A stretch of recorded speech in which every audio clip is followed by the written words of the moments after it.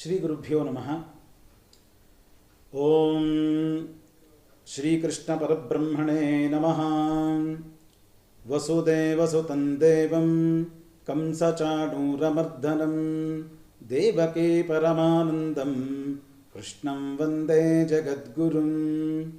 ಕೃಷ್ಣಾಯ ವಾಸುದೇವಾಯ ಹರಯೇ ಪರಮಾತ್ಮನೇ ಪ್ರಣತಃ ಕ್ಲೇಶನಾಶಾಯ ಗೋವಿಂದಾಯ ನಮೋ ನಮಃ.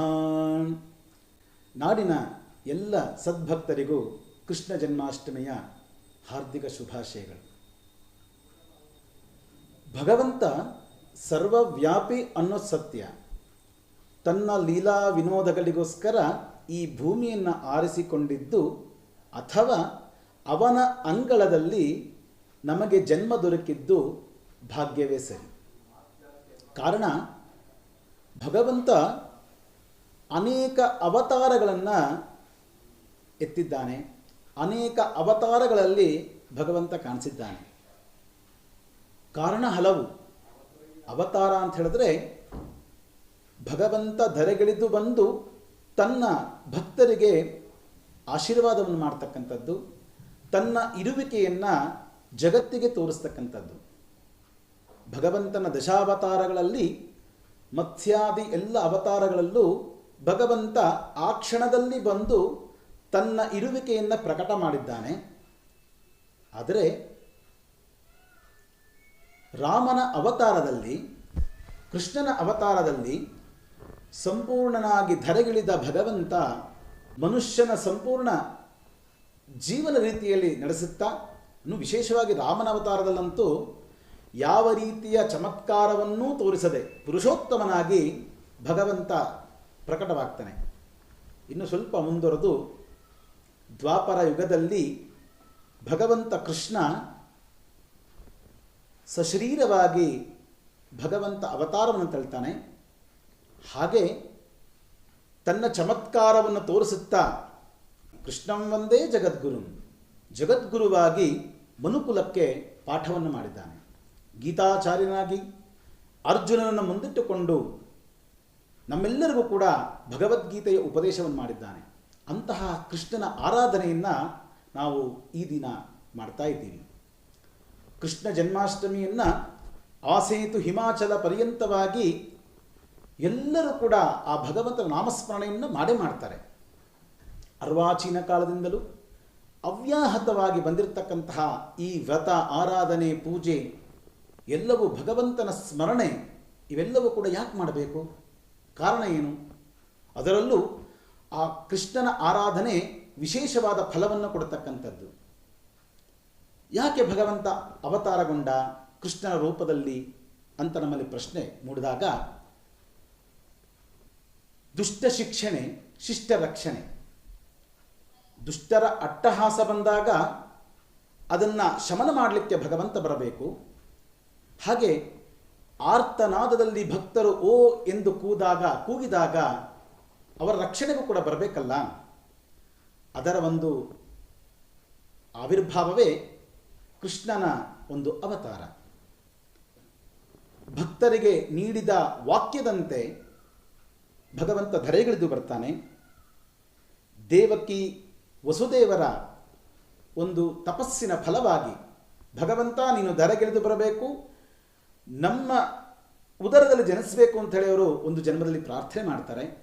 ಹಾಗೆಯೇ ಯಶೋಧ ನಂದಗೋಪರ ಒಂದು ತಪಸ್ಸಿಗೆ, ನಿನ್ನ ಲೀಲಾ ವಿನೋದವನ್ನು ನೋಡಬೇಕಪ್ಪ, ನೀನು ಮಗುವಾಗಿ ಓಡಾಡೋದನ್ನು ನಾವು ನೋಡಬೇಕು, ಅದಕ್ಕೋಸ್ಕರ ನನ್ನ ಅವತಾರವಾಗಲಿ ಅಂತ ಹೇಳಿ ಅವರು ಪ್ರಾರ್ಥನೆ ಮಾಡ್ತಾರೆ. ಅದರ ಸಲುವಾಗಿ ಹಾಗೆ ಭೂಮಿಯ ಭಾರವನ್ನು ಇಳಿಸ್ಲಿಕ್ಕೋಸ್ಕರ, ಭೂಭಾರ ಅಂತ ಹೇಳಿದ್ರೆ ಎಷ್ಟು? 1 kg ಮಣ್ಣು ತೊಗೊಂಡು ನಮಗೆ ಎತ್ತಲಿಕ್ಕೆ ಸಾಧ್ಯವಿಲ್ಲ. 10 kg ಮಣ್ಣನ್ನು ಎತ್ತಲಿಕ್ಕೆ ಸಾಧ್ಯ ಇಲ್ಲ. 1 ಲೋಡ್ ಮಣ್ಣು ಬಂತವರು ತುಂಬ ಭಾರ ಇರುತ್ತೆ. ಅದೆಲ್ಲ ಭೂಭಾರ ಅಲ್ಲ.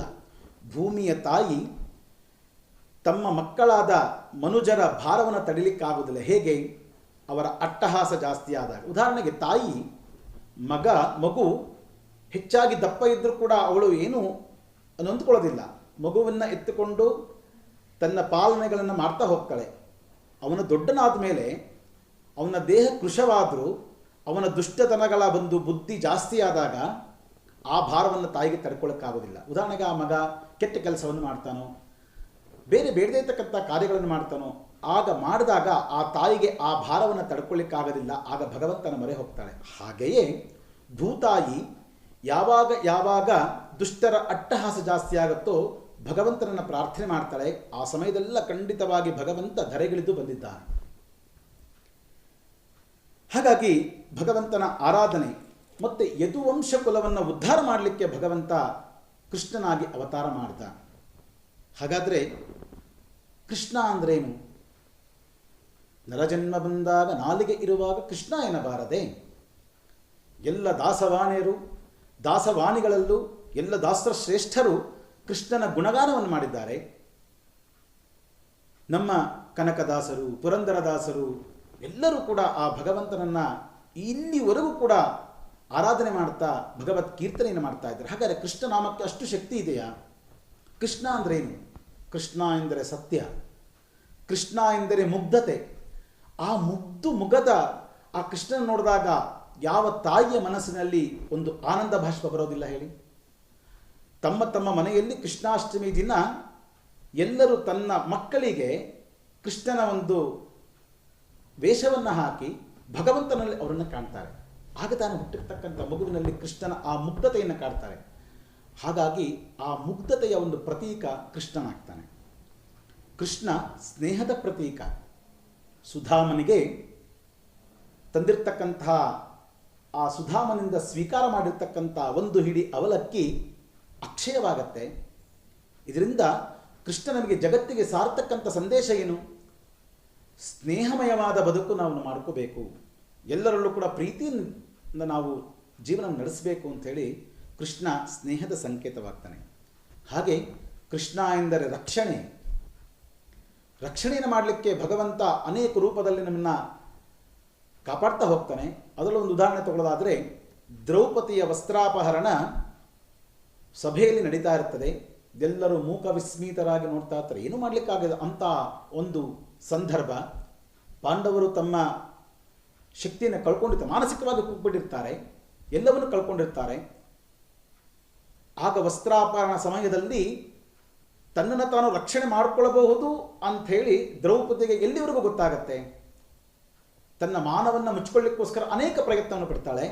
ಕೊನೆಯಲ್ಲಿ ಕೃಷ್ಣ ಎಂದು ಆ ಭಗವಂತನನ್ನು ಕರೆದಾಗ ಆ ಭಗವಂತ ಪ್ರತ್ಯಕ್ಷನಾಗಿ ಅಭಯವನ್ನು ಕೊಡ್ತಾನೆ. ರಕ್ಷಣೆಗೆ ಕೃಷ್ಣ. ಕೃಷ್ಣ ನಾಯಕ ಸ್ವರೂಪ. ಮಹಾಭಾರತದಲ್ಲಿ ಕೃಷ್ಣನ ಒಂದು ಸಂಪೂರ್ಣ ವಿವರ ಭಾಗವತದಲ್ಲಿ ಹೇಳಿದ್ದಾರೆ. ಮಹಾಭಾರತದಲ್ಲೂ ಕೂಡ ಆ ಕೃಷ್ಣನ ಒಂದು ಸ್ವರೂಪ ನಮಗೆ ಕಾಣ್ತಾ ಹೋಗುತ್ತೆ. ಕೃಷ್ಣ ನಾಯಕ ಹೇಗೆ? ಪಾಂಡವರ ಮತ್ತು ಕೌರವರ ಯುದ್ಧದ ಸಮಯದಲ್ಲಿ ಕೃಷ್ಣ ಸಂಧಾನವನ್ನು ಮಾಡಲಿಕ್ಕೋಸ್ಕರ ಹೋಗ್ತಾನೆ ದುರ್ಯೋಧನ ಹತ್ರ. ಅಲ್ಲಿ ಗೊತ್ತಾಗತ್ತೆ, ಅವನಿಗೆಲ್ಲ ಗೊತ್ತು, ಕಪಟ ನಾಟಕ ಸೂತ್ರಧಾರ ಎಲ್ಲವನ್ನೂ ಅರಿತಂತಹ ಭಗವಂತ. ಅದು ಕೂಡ ತನ್ನ ಲೀಲೆಯನ್ನು ತೋರಿಸ್ಬೇಕಲ್ಲ.